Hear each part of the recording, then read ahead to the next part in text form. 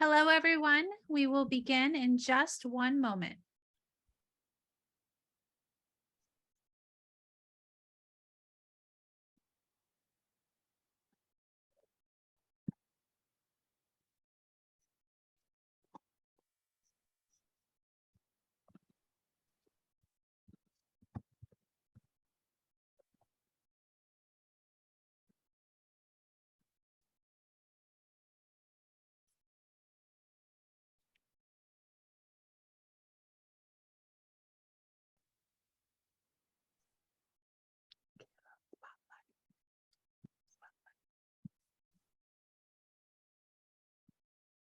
Welcome to the Leonard Baskin, the great American artist and contributor to the FDR Memorial.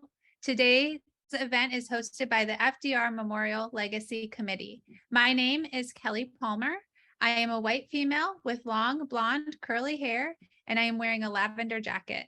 My pronouns are she, her, and hers. I will serve as today's technical support. Before we get started, I have a few housekeeping tips. We do have an ASL interpreter for today's call. We actually have two of them. Thank you, Lisa and Kayla. We are presenting in gallery view, so the interpreters should always be visible. You do not need to pin them. If you were to pin the current interpreter, it could prevent you from seeing the active interpreter after the interpreter change. Captions are available in Zoom. Click Show Subtitle in your Zoom menu bar to turn them on. We will be sharing a few visual aids that we will have verbal descriptions for. You do not need to be on Zoom to access the call. We will read all questions out loud so that the content will be available to individuals calling in on the phone or who cannot see visual content.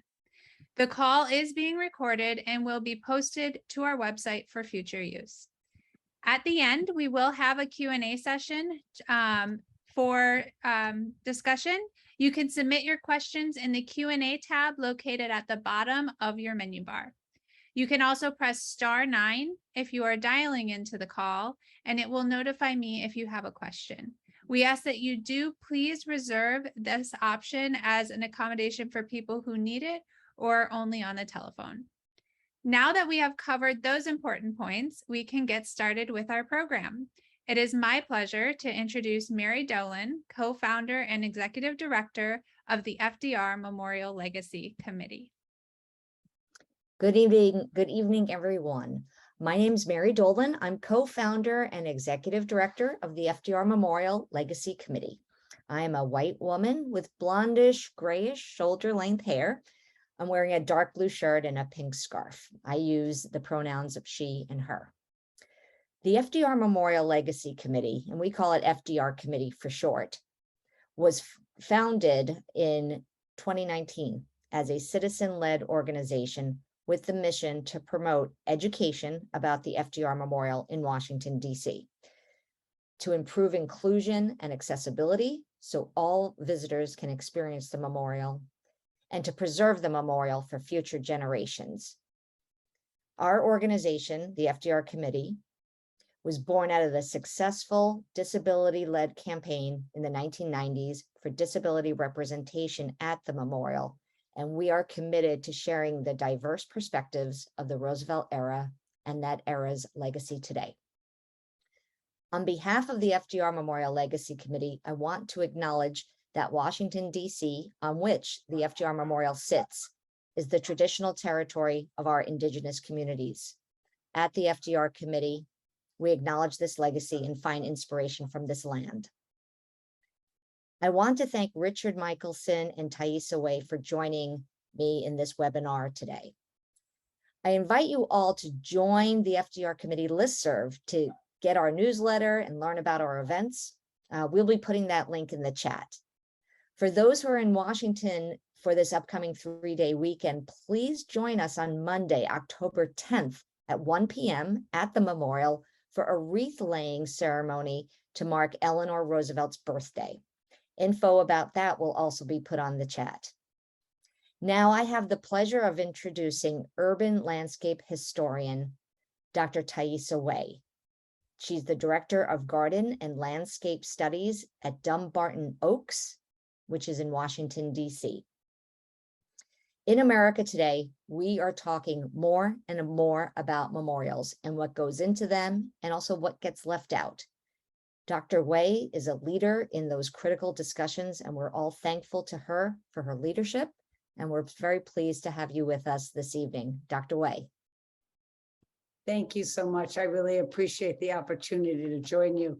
I am Thaisa Wei, and I use the pronouns she and her, and I have mousy brown, almost shoulder length, if I pull it hard, hair. I want to begin here by acknowledging that I sit and we gather within the territory of many indigenous peoples that have known the Potomac Valley and its lands and waters as their homeland for thousands of years through the present day. Long prior to European occupation and through today, indigenous peoples have stewarded our lands and waters that we live and work on. And as a historian in our scholarship, the very land we explore, experience, and interrogate. Thank you. Cultural landscapes are complex and multi-layered, thick places holding the traces of lives past and the makings of diverse futures. Memorials are as complex with their stories and intentions, intersecting with individual experiences of each visitor, each contemplator, each viewer, changing over time and place. This is nowhere more obvious than in this era of reevaluating and sometimes even removing statues, monuments, and memorials, as we come to acknowledge that the stories told may no longer fully represent who we want to be. While a monument generally celebrates a single or at least a rather defined event, person, or story, a memorial in the landscape is a different opportunity, one to weave together many stories in ways that suggest new readings, that elucidate new intersections and overlaps. There is a long history of both memorials and monuments, and DC is no stranger to the variety of approaches, as well as to the diversity of responses and thoughts about each and every site of memory and history. The FDR Memorial, as designed by Lawrence Halprin, landscape architect, and his firm, and in collaboration with artists such as Leonard Baskin, whom we'll hear about tonight, has realized the power of landscape to bring humanity into the place, to engender empathy, curiosity, and vision. As Halprin noted, quote, only a slow-paced personal experience which would take place over sufficient time could transmit the importance of this era to future generations, end of quote. It is a memorial that acknowledges that memory is multi-layered and at times even conflicting and confusing. Moving through the four rooms, one has the sense of a life unfolding, that of a person and a nation. The visitor is invited to share in the evolving story through the art as it shapes the land and through their own memories and histories. There is a clear design of and on the land. The granite wall serving as a spine to the memorial offers both enclosure and texture and narrative to the landscape. Each room defined in part by the stone and the water enclosing us, while the tidal basin holds the opposite edge, offering views outward. In this extended landscape experience, one reads the relationships between the site and the tidal basin, the adjacency to the Jefferson Memorial, and more recently, the Martin Luther King Memorial, as well as views to the Washington Monument and Lincoln Memorial. And these same pieces resonate with FDR's story, the strength of the granite, the water that was so central to his life, the works of art that tell the stories, and the importance of landscape and place to his life and his legacy, as well as the relationship to the legacy of presidents and leaders. Cultural landscapes are essential for our shared humanity, as they give place to our collective sense of self. Landscapes are not objects to come, visit, and leave, but rather places that we experience over time and space. We walk, we see, we smell, we hear, we remember, we think, we imagine. That is the power of landscape, powers that are foundational to the experience of memory and memorials. Equally important, such landscapes can also reveal the cracks and fissures where we have struggled to realize our ideals. FDR's legacy is not an easy one. His views and his leadership evolved over time as he responded to the crises of a critical era in the histories of our democracy. In 2022, it is important to acknowledge that while there was much to celebrate in his leadership, there were also legacies that remain difficult to grapple with. The relationship between African Americans and Franklin D. Roosevelt remains a paradox. He never endorsed anti-lynching legislation. He accepted segregation and discrimination in federally funded relief programs. And yet he appointed important African American leaders to essential positions, and of broader import won the hearts and votes of so many African Americans. For help with an artist such as Leonard Baskin, how to respond to these complexities was a collective process. They collaborated, sharing ideas and approaches in order to develop an intimate, more truthful and dynamic memorial landscape. They used the possibilities of land and place to develop those stories and then shared the stories through bronze reliefs, granite stones, quotes, and water. Leonard Baskin's moving relief of the Funeral Cortege, our focus tonight, shares the common grief and sorrow of so many Americans at FDR's death, as well as suggesting perhaps the end of an era, the passing of a very particular moment in time. In the mourners, as I understand, Baskin suggests that this collective mourning included everyone, even those who might have wanted his views, FDR's views of democracy, to be even grander and truly include all citizens. Coming in the fourth room, acknowledging FDR's death and the impact of both his life and his death, the relief on its own is a moving and deeply emotional work of art. The potential of land and place and the experience of this work of art is really deeply powerful. It is in the intimate and moving sense of space as one comes into the place of the relief that is then extended in its reflection in the pool below, suggesting how the impact of FDR's life and his death reached far beyond our comprehension. And on an intimate basis, I find it remarkably elegant to walk through the landscape of the memorial to culminate with the relief of mourners walking through a landscape, both at my own eye level and then below us reflected in the water. The resonance is powerful. I would propose that memorials such as this that allow the intricacies of land to hold the equally complex narratives of history are some of the most important places we can create, curate, and steward. I look forward now to learning from Rich Michelson more about Leonard Baskin, the artist, for this remarkable piece. Thank you. Thank you very much, Thaisa, for those remarks, which help center our discussion tonight. We really appreciate all the work, the great work you're doing at Dumbarton Oaks and have done in so many other places in the United States and elsewhere. So thank you. Now I would like to introduce Richard Michelson. During Rich's presentation, he will be displaying a PowerPoint that will include several images of Leonard Baskin himself and images of his work. Rich will be speaking and the PowerPoint will serve as a backdrop. Rich runs the R. Michelson Gallery in Northampton, Massachusetts.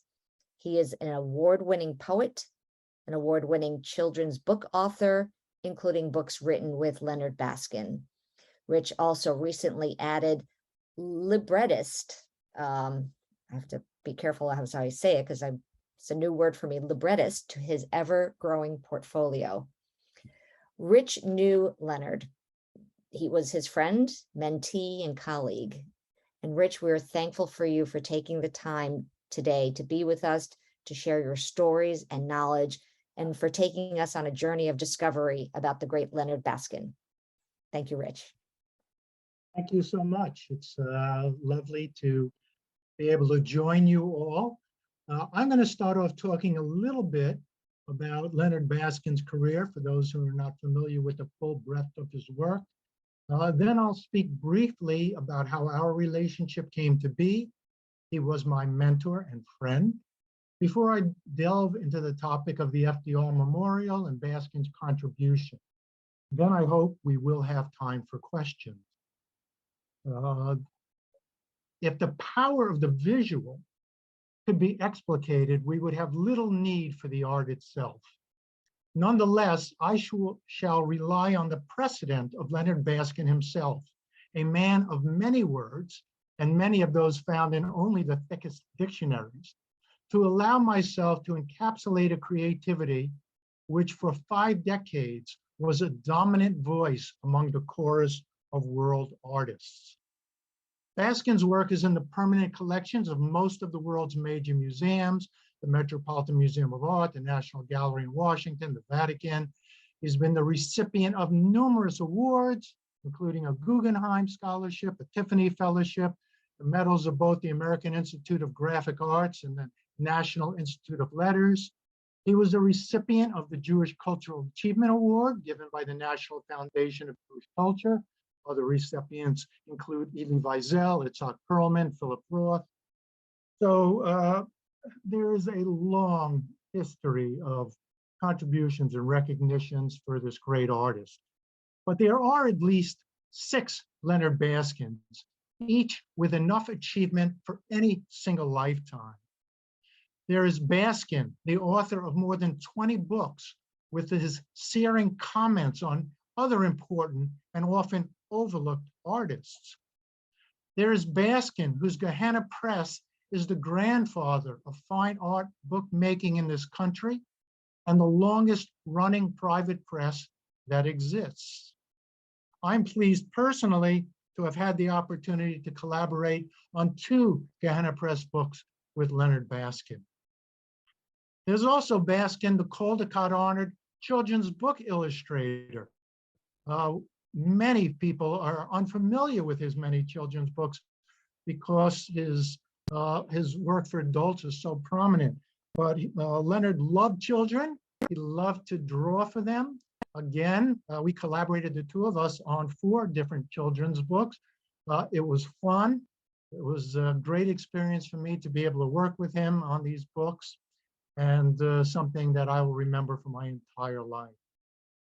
There's also Baskin, the watercolorist, whose explosion of color burst unexpectedly in mid-career, like fireworks across his previously black sky. There's also Baskin, the printmaker, who, among other achievements, reinvented the monumental woodcut as fine art.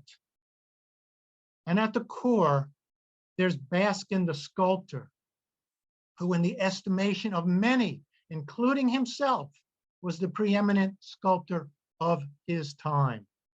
As Leonard said, not because I am so great, though I am, but because all the others are so dreadful.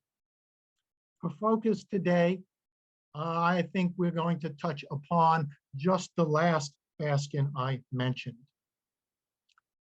Baskin made sculptures for over 65 of his 78 years, professionally for over 53. In The Mourning Mother, which is up on the screen, it's a wood carving from the mid-40s. A woman's head is tilted back in anguish, her lips parted in sorrow, her arm thrust toward heaven, hand outstretched. It is a powerful political and human statement, even if a bit sentimentalized for its time.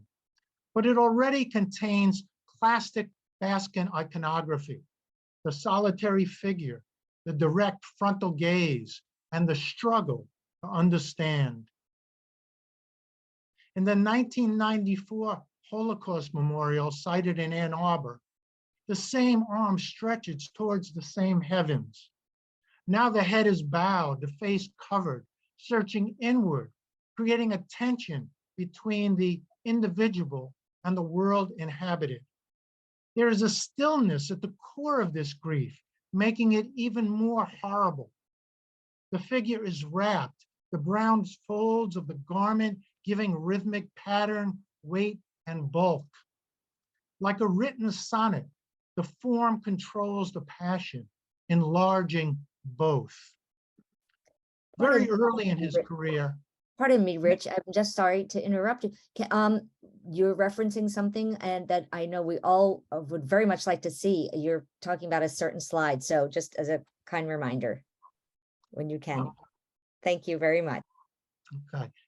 So yes, so the slide that's behind me, which I just described, is of the Holocaust Memorial in Ann Arbor. So very early in his career, Baskin came to the conclusion that sculpture was the medium best suited to expressing fundamental human states, such as grief, love, hope, and dignity. Its very monumentality makes it an art of witness, not ideology. For expression of a more direct political need, in the 1940s, Baskin turned to printmaking, the perfect medium for a young man with communist sympathies. Prints were cheap, easily distributed, and their message could be plain, even cut directly into the block, as were done for such early works as The Rich Man's Whore and Capitalist.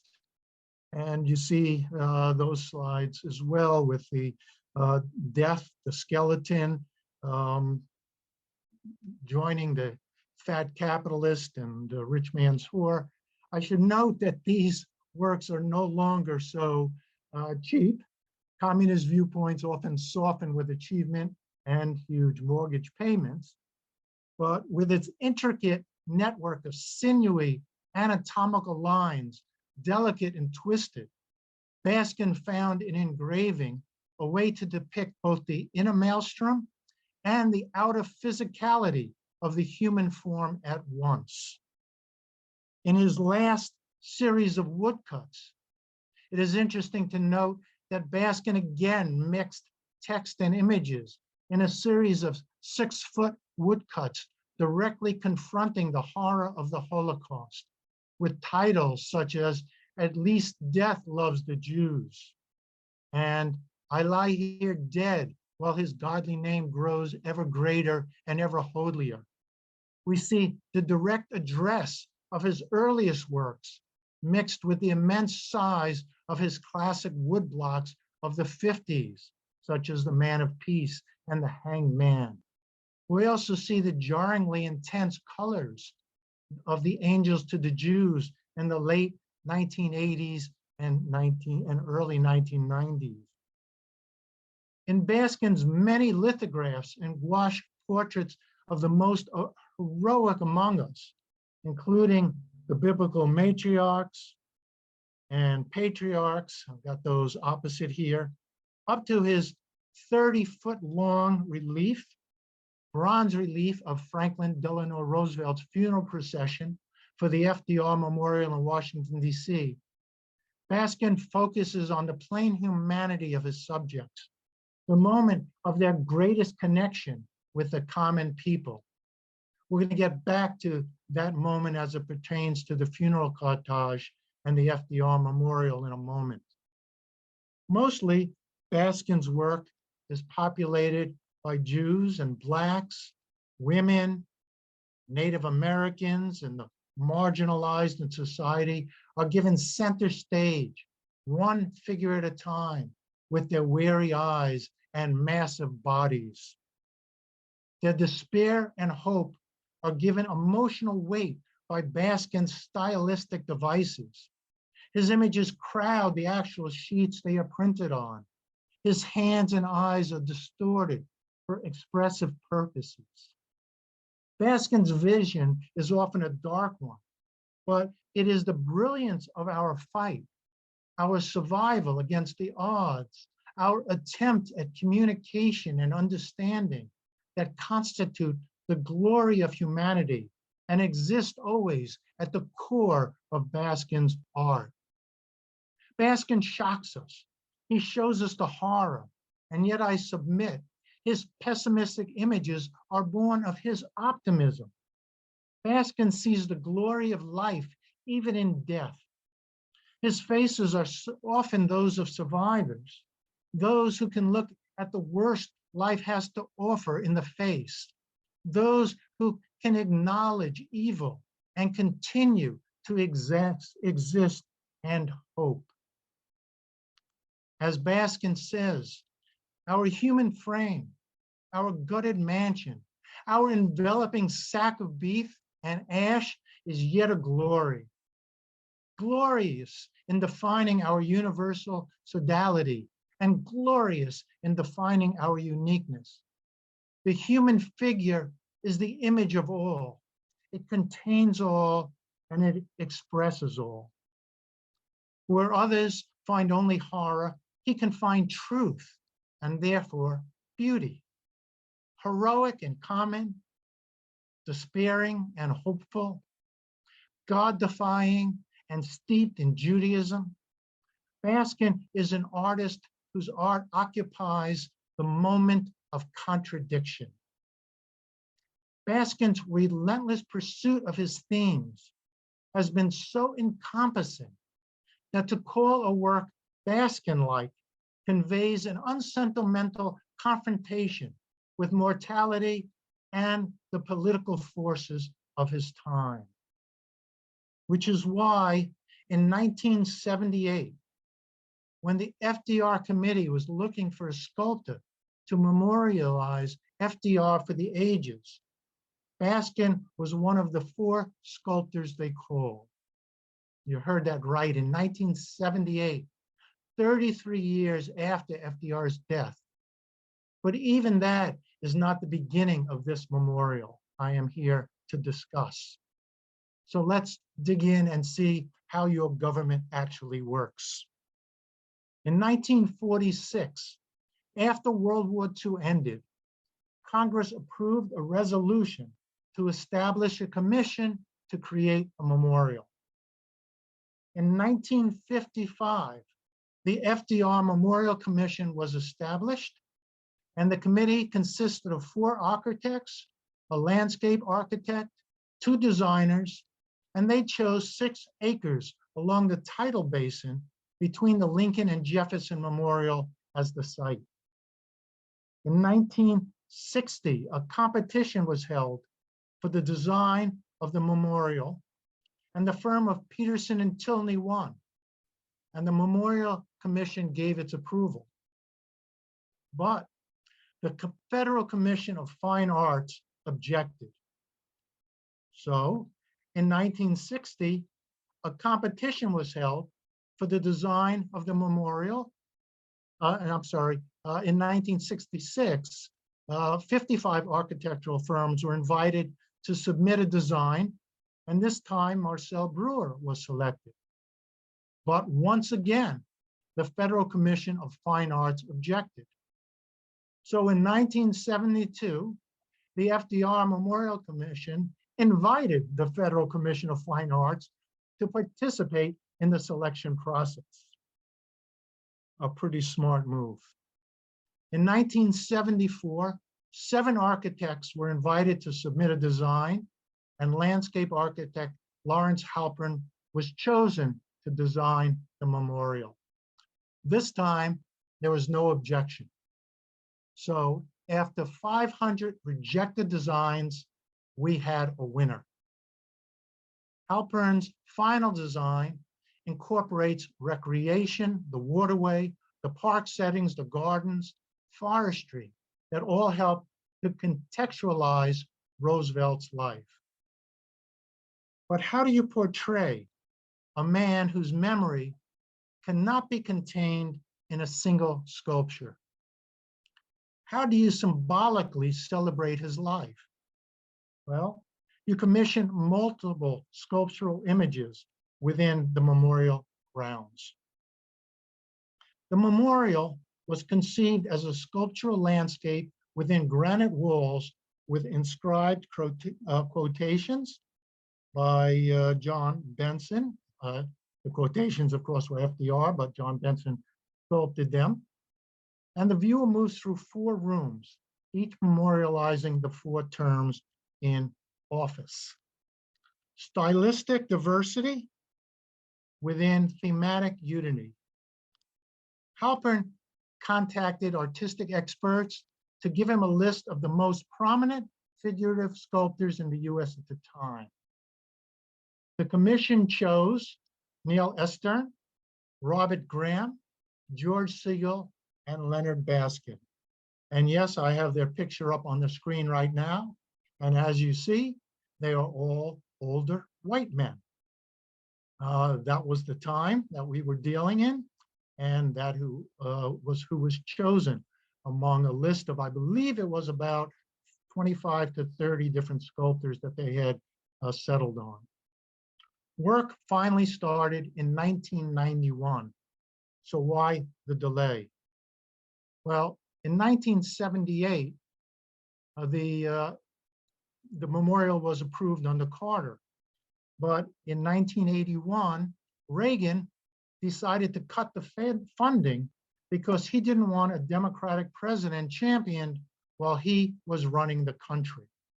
So for the next 8 years, the memorial was planned, but there was absolutely no money to move ahead. George Bush, the senior, finally allowed it to begin, but it wasn't until 1991 that the work actually started. And in 1993, when Clinton was elected, it was all full steam ahead. The memorial was dedicated 25 years ago in 1997. And for me, especially, it was just a wonderful time. I got to go down to the memorial. There's my family on the screen behind me with my wife and my children.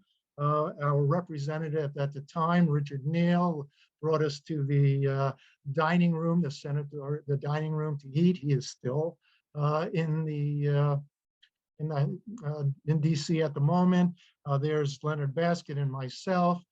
There were many dignitaries there that we got to meet. Mike Wallace spoke. A couple of rows ahead of me was Ted Kennedy and John Kerry. It was great fun. But how did these sculptors decide to split things up? I'm going to move quickly now until we get to Leonard Baskin, because he is who we are focusing on today. But basically, Robert Graham, you see some of his pieces behind me here. He did a image of 54 programs called social programs initiated in FDR under the New Deal. The names of each program were also written in Braille. We have, and we're also going to come back to Graham at the end very quickly. Originally, we also had Neil Estern, who did the very popular sculpture of FDR and Fala. He also did a sculpture of Eleanor. We had George Siegel, and there's a picture I took on the screen of George Siegel with his famous work of the unemployed men, and there is the radio broadcast that FDR did. Who was really FDR, was elected because of the Depression, and he helped pull us out of it. Leonard Baskin himself was originally commissioned for 3 works. Now we're going to get to the background information that a lot of people don't know. He was commissioned to do a relief of the commander-in-chief. And this is actually the FDR Commission's original mock-up. You can see on a screen that I'm showing of a sculpture that Baskin did was taken from a famous picture of FDR on the chief of the Navy vessel as commander-in-chief. A watercolor that Baskin did while he was working on his bronze.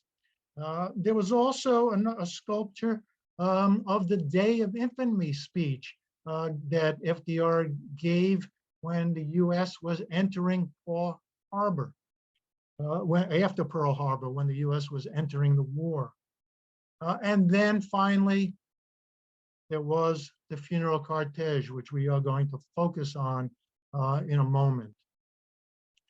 What happened to the other 2 pieces that are not part of the memorial?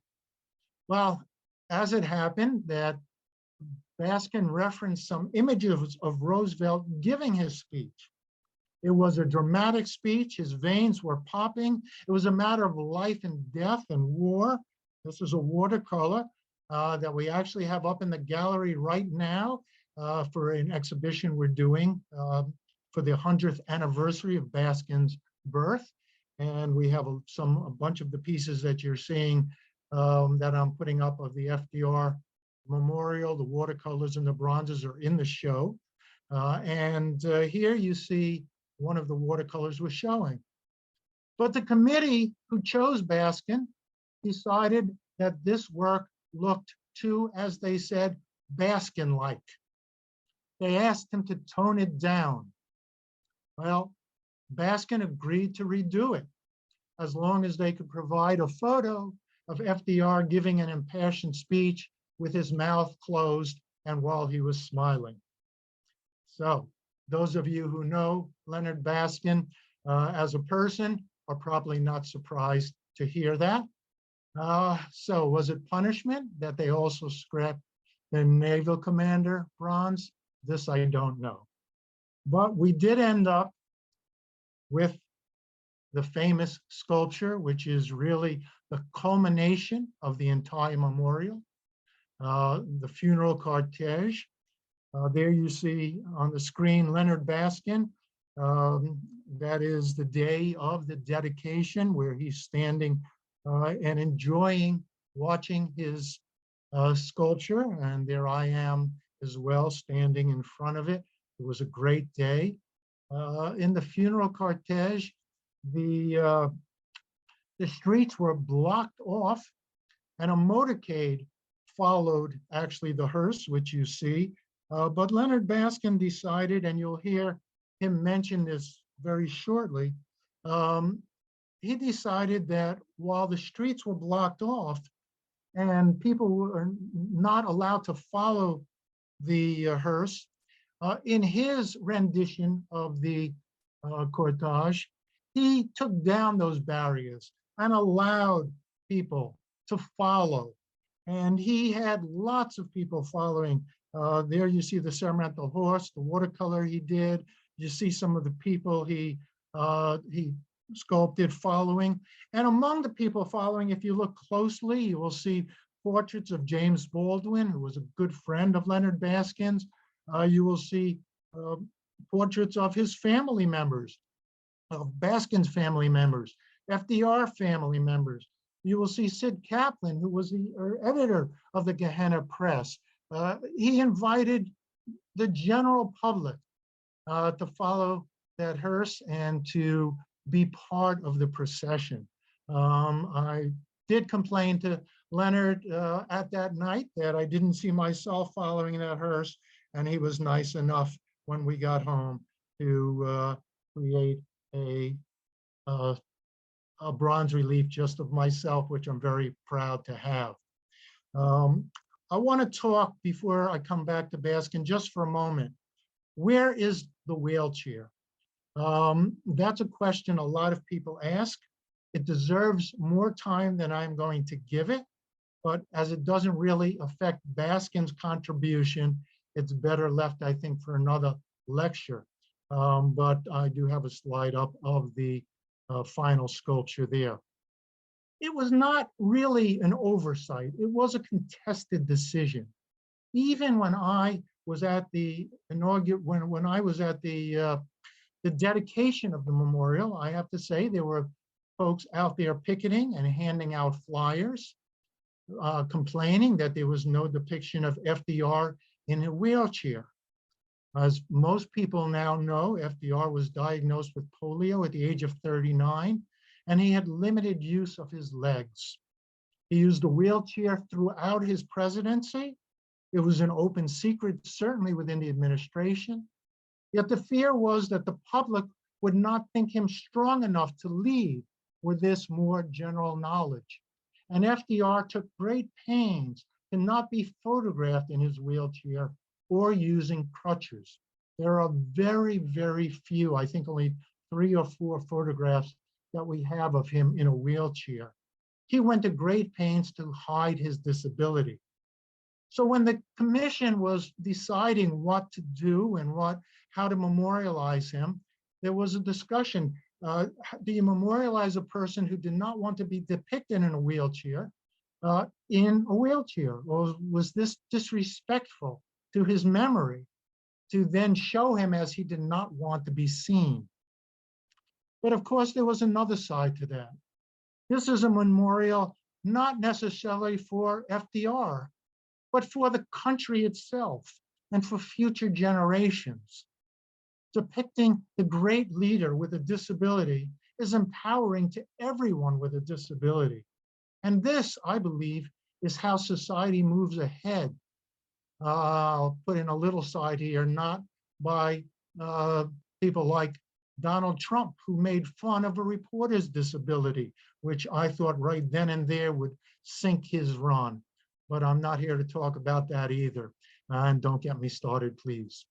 FDR was a great president, not in spite of his disability, but it could be argued he was a great president because of it.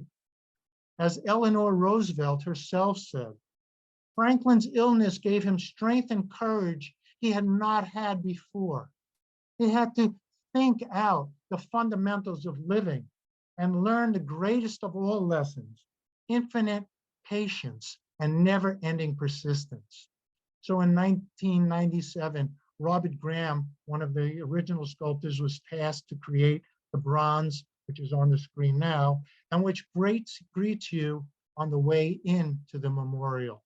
It was funded by the National Organization on Disability with private donations, and the statue was dedicated on January 10th, 2001. I'm going to end my talk, if I can figure out how to do this, with Leonard Baskin speaking to you himself with a couple of short clips. Let me see if this works. When FDR died, I still remember vividly Arthur Godfrey's tearful radio description of the procession that led the caisson bearing the president's body through the streets of Washington, and the newsreels that showed the affection and the sadness etched into the faces of everyone who lined the streets here on that day. That moment is now captured on bronze inside the memorial. I tried to show the deep sorrow of the people. I looked at hundreds of thousands of photographs of the actual funeral. You know, the cortege was followed, the catafalque and the coffin was followed by Cadillacs and automobiles, not by human beings. And this first horse draped in cerements happened only at Hyde Park. But I reinvented the entire funeral, having the people who were crying on the sidewalk following his coffin. People were overwhelmingly moved. What I've noticed about was the hands of all of your people. Yeah, people are clutching each other, touching each other, reaching for each other. Mm-hmm. The marvelous sense of I could possibly do it by having them move into the hands and the arms and the legs. It's all very calculated. All done in the clay.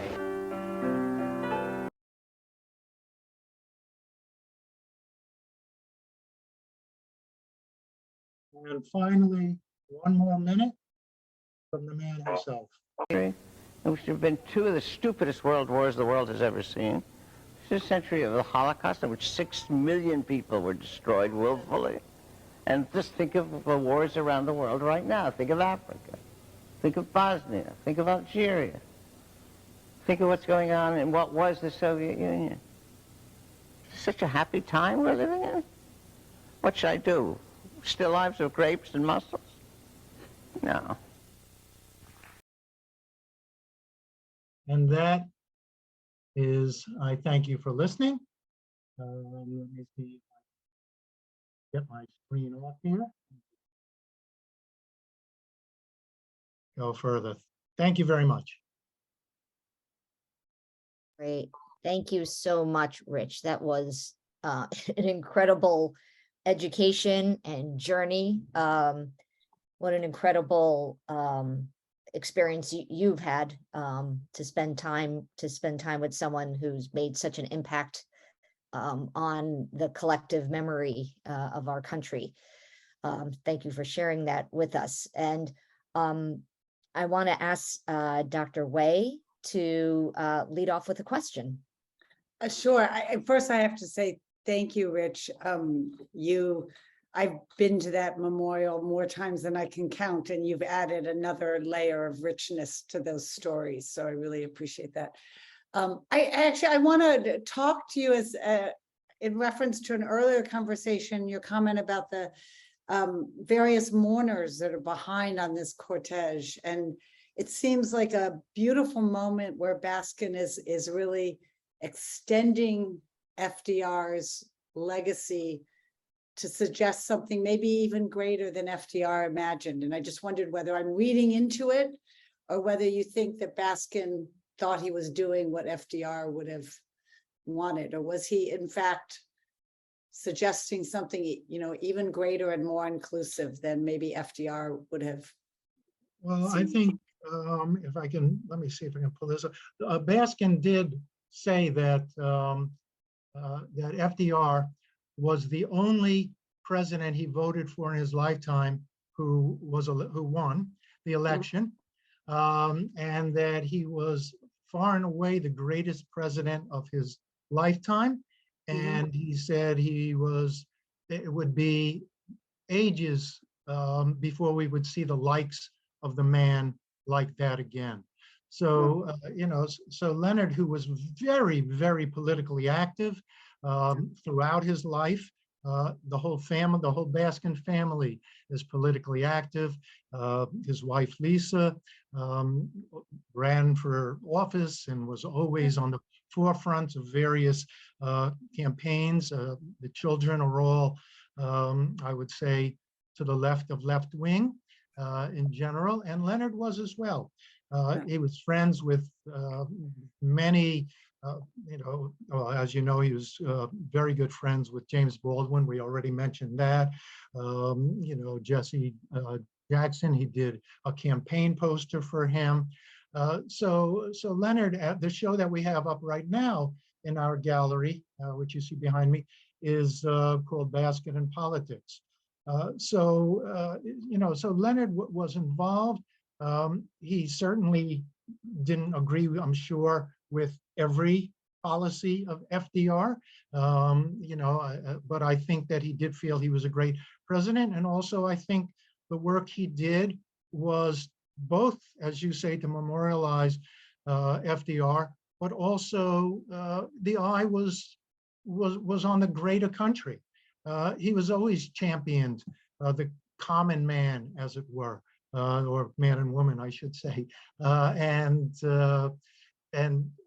I think this memorial does that. I mean, everybody stands in front of it, and you can see the emotion take over. They see themselves, they see their family, they see their loved ones, and you know, it's both sad but also inspiring to know that a person like that existed who made such a difference in so many people's lives. You know, you point out something that I've always experienced, but I didn't articulate until you were talking about it. It's a memorial that's absolutely human size. You walk through it and it's, I mean, the granite stones are huge, but there is a human scale to it that isn't always true at memorials. And that seems to also fit in with FDR's compassion for the common person at the common scale, as it were. I like to think FDR would have been very pleased with Baskin's funeral cortege. Yeah, no, and it's a beautiful piece. Mary, I'll turn it back to you. Thank you. Thank you. Rich, you spoke a bit about that Leonard Baskin was maybe a bit of a character, a robust personality. And I came across something that Larry Halpern wrote in his book about making the memorial, that he said the interviews and interactions with the sculptors during the creative selection process were among the most interesting and provocative of my life. And I thought that, coming from Larry Halpern, says a lot, because he met a lot of people, and he was a character himself. So what would it have been like hanging out with Baskin? What would it have been like for that day with Larry Halpern going in and seeing Baskin? If you can just give us some vignettes, that would be wonderful.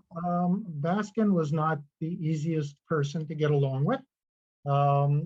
Many people found him very difficult. He was opinionated. He was, I have to say, for me, probably, well, he was the only really true genius I have met in my life. He knew everything about everything. When the first time he met my wife, who speaks fluent Dutch, he started speaking to her in Dutch. If you were watching baseball, he knew the statistics. If you were a brain surgeon, he would tell you the latest brain surgery techniques that you didn't yet know. He was just, when I first met him, I used to think it was almost a parlor trick. I would go to his library, which was one of the great libraries that this country has ever known. There are actually books about his libraries.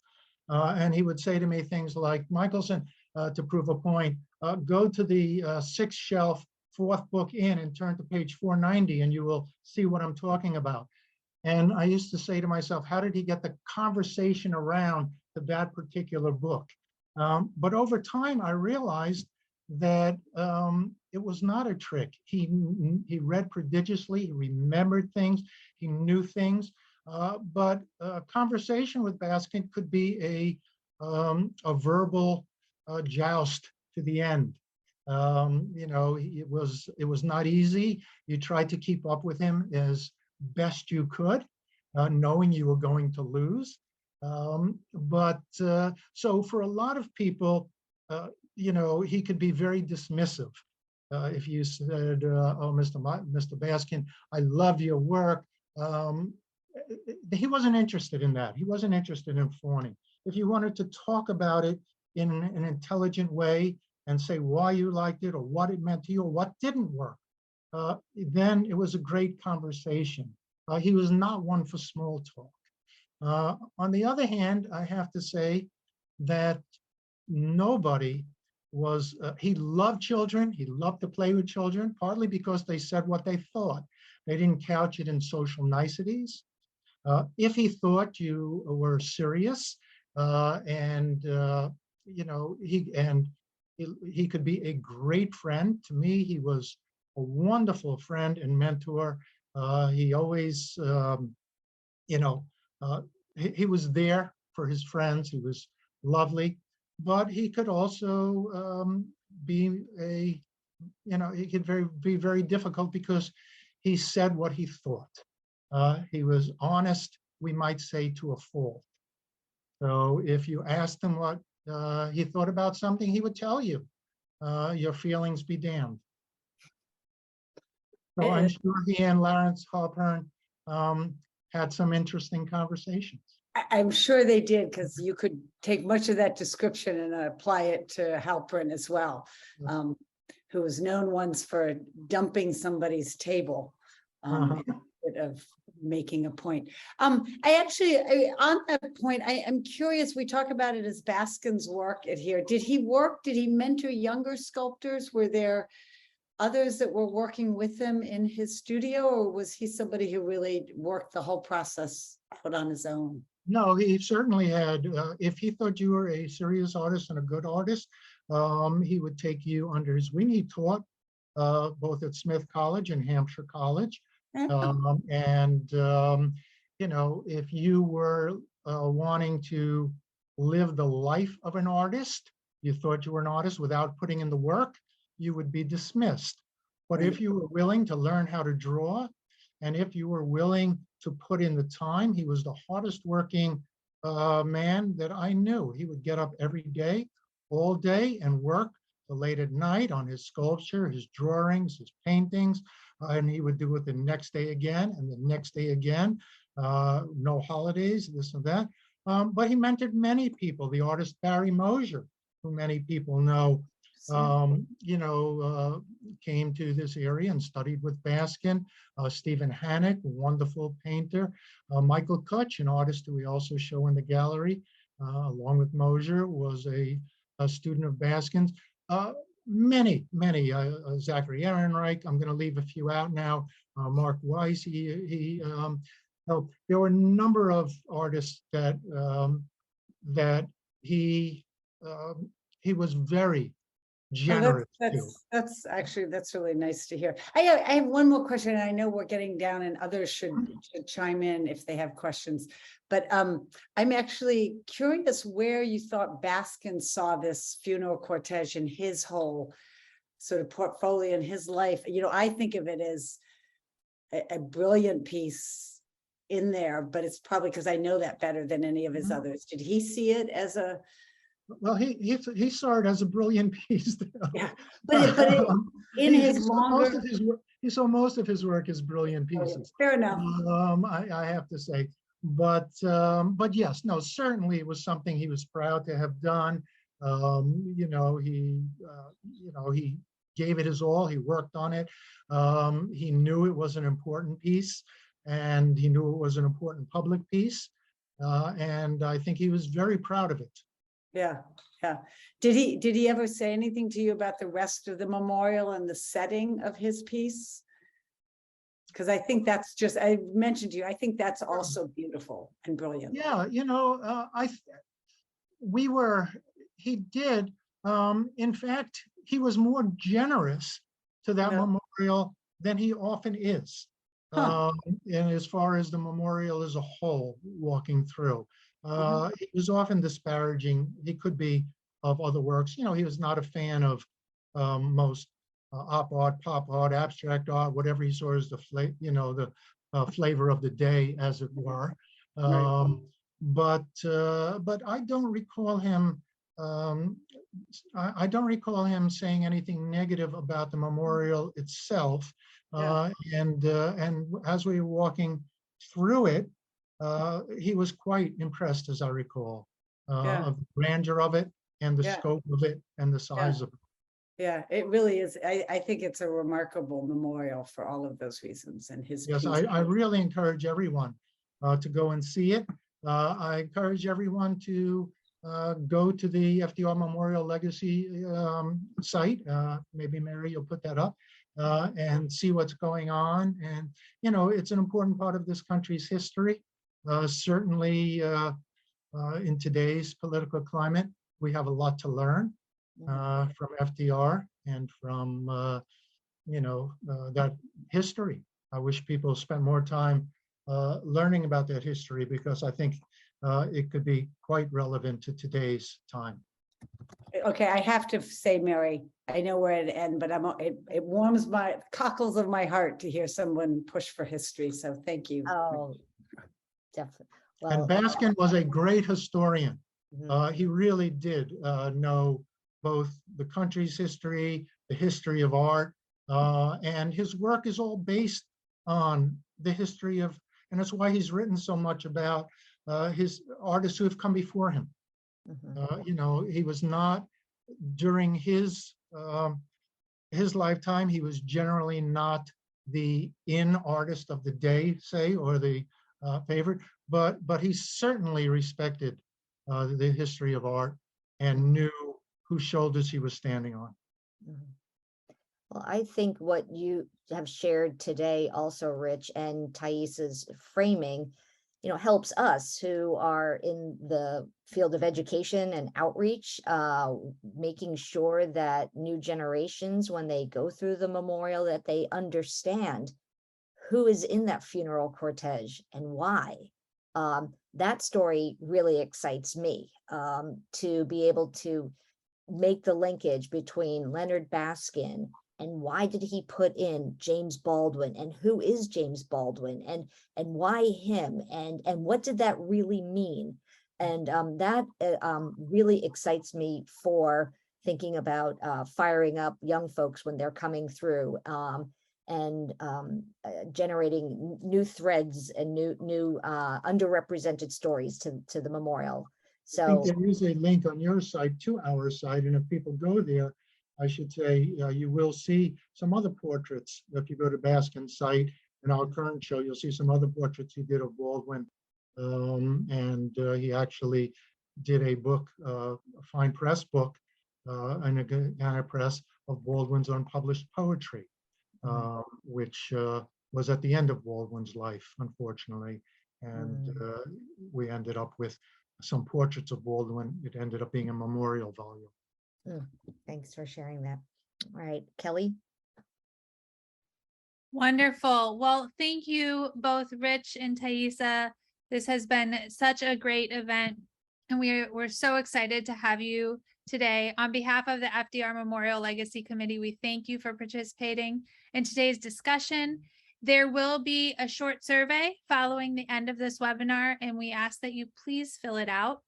For more information, please visit our website. We also encourage you to donate by texting FDR to 202-858-1233. And then I have placed some information in the chat box for your convenience, and we will be posting the recording of this event on the FDR committee website. So thank you again, and we hope you all have a wonderful evening. Bye-bye now.